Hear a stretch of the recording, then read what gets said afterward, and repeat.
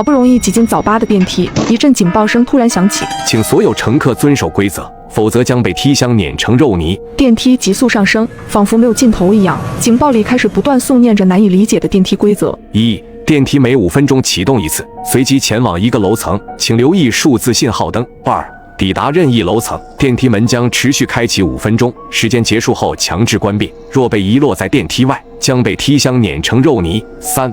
本栋大楼共有18层，每层有各自的业务，请尊重他们的商业模式。4. 注意第7层、第16层极度危险，若不幸抵达，请提前做好心理准备。5. 若电梯信号灯出现-1层，恭喜你顺利抵达彼岸，请在电梯开门后迅速往前跑，直到规则全部介绍完毕。这刺耳的喇叭声总算停止，电梯也不再疯狂冲刺，让我们的心脏好受了些。数字信号灯不断降低，最终定格在了9。欢迎来到第9层海上捞火锅店。电梯门开之后，一股热气迅速冲到我们身边，混杂着香料和麻椒的味道。我惊讶地发现，我们身后的电梯不知何时跑到了远处的对面，空无一人，标注着5分钟的倒计时。而我们和电梯之间隔了一个巨大的火锅，我们就像变成了桌上的菜肴。火锅分4格，细细望去，其中3个都是冒着红泡的麻辣锅底，滚烫的油香风一样的往上窜，剩下一个则是清汤锅底，白水上冒着一丝丝雾气。每格锅底正上方都摆着一根筷子，如同独木桥。看这个意思，好像是要我们在5分钟之内通过独木桥走到对面的电梯里。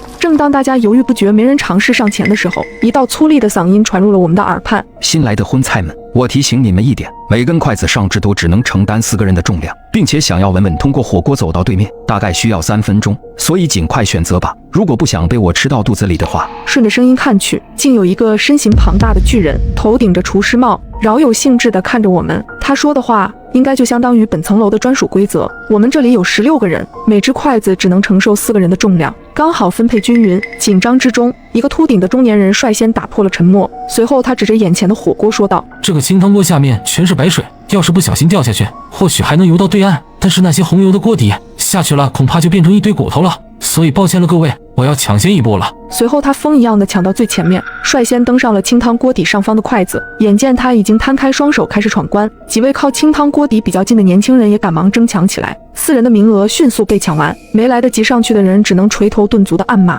此时看见他们疯狂争抢，我只能无奈地挑了个最顺眼的红油锅，走上了筷子，一路缓缓前行。好在这趟关卡并没有想象中困难，这里的筷子不是滑溜的圆柱体，只要屏住呼吸，不要受到周围热气的干扰，并不会轻易掉到锅里。看来那个戴着厨师帽的巨人没有说谎。走了2分半，我们已经走过了一半的路程，电梯箱已经近在眼前。可就在大家都要松一口气的时候，远处的巨人突然走到了桌边，他轻轻伸手一按，便将清汤锅上的筷子给压了个稀碎。筷子上面的4个人悉数落入锅中，锅里的高温让他们发出一阵阵惨叫。巨人嘿嘿一笑，冲我们咧了咧嘴：你们不知道吧，我有痔疮，从来只吃清汤锅里的肉。这个可怖的画面吓得我后背发凉，眼看电梯就在前方，我加快了速度，总算过了火锅的地界，第一个钻回了电梯里。待到剩下的11个人都跌跌撞撞的回来之后，电梯倒计时只剩下不到半分钟。在电梯门关闭的时候，我从空隙里瞥见那巨人眼放金光，连筷子都没用上，竟直接将手伸进热锅里，把他们4个人捞了起来，全部放到了嘴里。电梯再度启程，